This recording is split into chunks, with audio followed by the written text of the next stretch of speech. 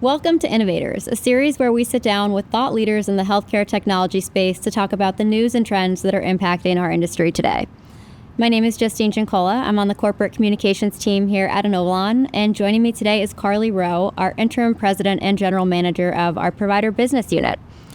This episode is part of our mini-series where we're looking specifically at 2025 and what our internal thought leaders predict will be top of mind in the healthcare technology space.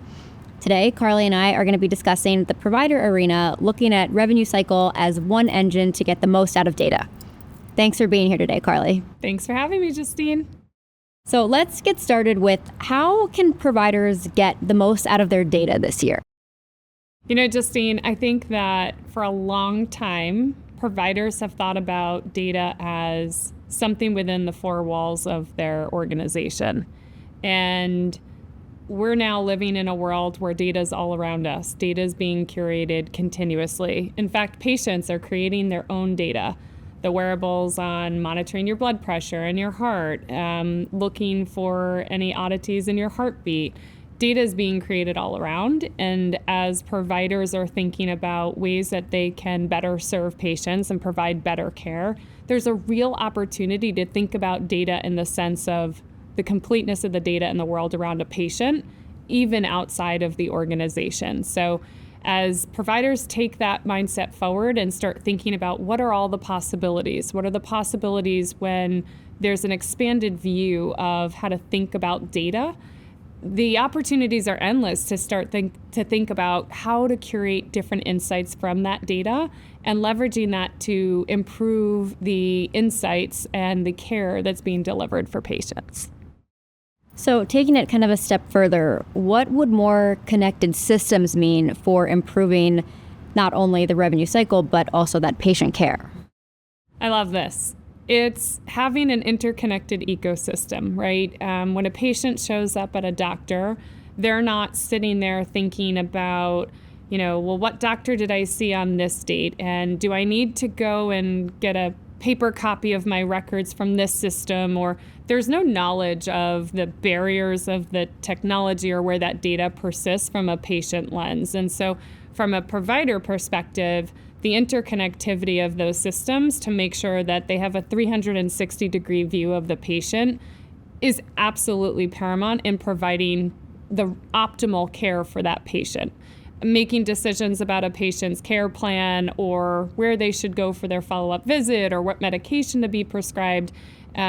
You can't do that with half of a picture of a patient. There's an incomplete perspective and therefore kind of an incomplete care plan and a suboptimal healthcare experience and healthcare outcomes. So from provider lens, it's really about making sure that those silos are broken down and the connectivity of the data using technology should persist to provide that holistic view of the patient. Then that kind of leads into the next question of where is that opportunity for providers to improve how they're using their healthcare software? I love this. Experimentation, right? We're living in a world where a day doesn't go by without a headline that's talking about artificial intelligence or machine learning. There's a lot of unknowns. I think that's exciting. It's a huge opportunity for providers to embrace innovation in a new way. Doesn't mean that day one, the model that's built or the thought process behind the design is going to be perfect, but that's the beauty of thinking about how to leverage machine learning technology or artificial intelligence is that continuous learning, that continuous improvement, thinking about ways to embrace experimentation, providers stepping back and saying, what's the biggest problem that I have? And how do I approach it differently? How do I experiment with different technology and learn and get better with each step and each turn of innovation? That really is what's going to kind of take providers into that next step. So then looking ahead to 2025, give me number one prediction of where you think the space in general is headed. I see a redefinition of a provider. For several years, the lines have been blurring between providers and pharmacies and payers. And you now have the opportunity as a patient to think about, I need a vaccine for the flu. Where am I going to go? Am I going to a pharmacy clinic? Am I going to my general provider? Same thing with, medication, thinking about where you're going to get that prescription. You can get it by mail now. You may never have to even go to a physical pharmacy. And so I think what's exciting is that's a huge opportunity for providers to think about how they're reimagining that patient experience. There's a significant trend moving towards convenience of care for patients. As we have an aging demographic, we have a number of seniors who are now rethinking how they want their care experience to be in their later stages of life. There's a lot more kind of hospital at home concepts. There's a lot more views on how to provide patient care more in a outpatient setting or in the convenience of their home. So, the traditional view of providers, I really think as we head into 2025, the lines are going to continue to blur even further between kind of, I'd call them traditional labels.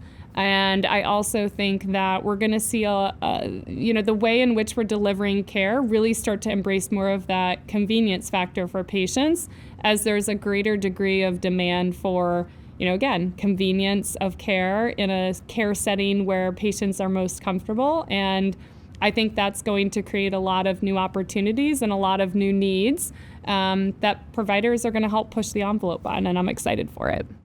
Well, I am too. Very exciting stuff, Carly, and it will be interesting to see kind of how all of this evolves into 2025. But really appreciate you being here and taking the time to share this insight with us. Thanks for having me.